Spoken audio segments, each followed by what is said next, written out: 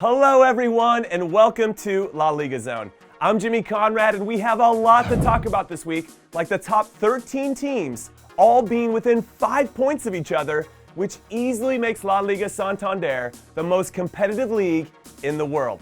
And then I'm going to show you the top goals and saves, name my man in Fuego, and give some love to a La Liga legend, Diego Forlan. So let's do this. Vamos! Now it's time to jump right in with the best stories from the weekend in La Liga Santander, presented by Sling TV. And first up has to be Levante, pulling off the huge upset by scoring 3 goals in 7 minutes in the second half to shock the defending league champions Barcelona 3-1. Fortunately for Barcelona, their main rivals Real Madrid and Atletico Madrid could only get draws this weekend, so Barcelona remain on top of the table. But with this win, not only did Levante move up to 11th, this means they help create a situation where the top 13 teams are all within 5 points of each other, and the top 7, they're all within 3 points of each other. So La Liga is crazy competitive this season. It's awesome. And speaking of the 2 biggest clubs in Madrid, Atleti could only muster a 1-1 draw against Sevilla after they put together one of those Jekyll and Hyde performances. You know, the ones where you're not very good in the first half, but then you come out in the second half and you're the best team that's ever stepped on a field. Well, yeah, that was them this weekend. And then Real Madrid could only muster a 0-0 draw at home against Real Betis after they put together a performance that was definitely good enough for them to win the game, but they ran into a hot goalkeeper in Betis' Joel Robles, who was feeling it. And he stopped anything and everything that came his way, which was great for him and his club, but not so great for Los Blancos after they failed to leapfrog over Barcelona in the table. But a team that didn't fail to make the most of everyone else dropping points was Real Sociedad, who with their hard-fought 2-1 win away from home against the previously red-hot Granada, they proved yet again that they are going to be a force to be reckoned with this season as they move into a tie at the top of the table with Barcelona and Real Madrid, so hopefully they can keep it up. And then finally, I have to give some serious love to recently promoted Osasuna, who not only won their 3rd consecutive game at home this weekend, 4-2 over Alaves, it also set a club record for the longest home unbeaten streak in their history, which started 582 days and 31 games ago. That's 19 months unbeaten. What heroes! Anyway, that wraps up the top stories about my favorite league in the world. But as a reminder, make sure you do not miss a second of La Liga Santander action this season by tuning in live to Sling TV every weekend, because Sling TV is the official partner of La Liga in North America. And now it's time to enlighten you to something strange I saw in La Liga Santander this past weekend, and it was a mistake by one of the best goalkeepers in the world, Atletico Madrid's Jan Oblak, because it just never happens, ever. He plays at such a high level every single week.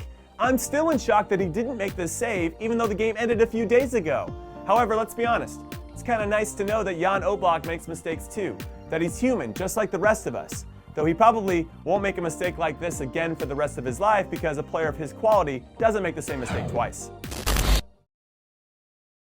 Oh yeah, you know what time it is. It's time for the goals of the week, and I'm going to start with Real Sociedad's Portu, because even though he scored his 2nd goal, which was the match winner right at the end of the game in dramatic fashion, I really loved his 1st goal, which started with great running off the ball and a great pass before he finished it off with real class. And then let's take a look at Borja Mayoral's game winner against Barcelona, because he takes 3 perfect touches. The first one to get it under control, the second one to quickly turn and get it out of his feet, and the third one to bury it in the side netting to give Levante a lead they would never give up. That is some world-class skill. And then finally, my favorite goal of the week has to be by Osasuna's Jimmy Avila. And I'm not just saying that it's my favorite because his name rhymes with mine. I would never do that. I'm saying it because look at this technique.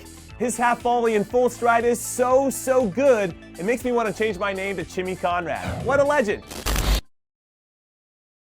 Now, as much as I appreciate the hard work that goes into scoring a great goal, I feel like equal respect and admiration should go to a great save too.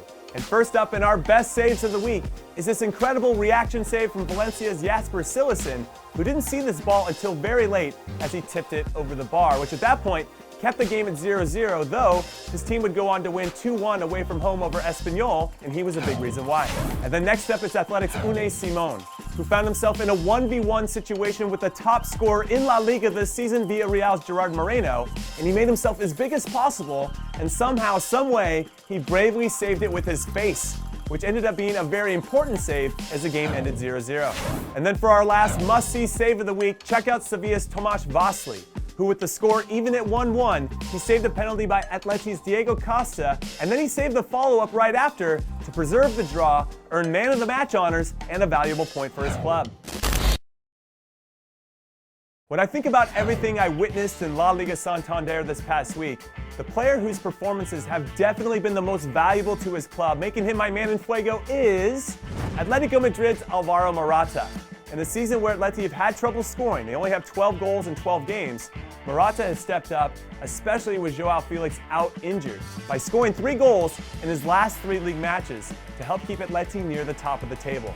So congratulations, Alvaro. I'll put your Man in Fuego award in the mail very soon.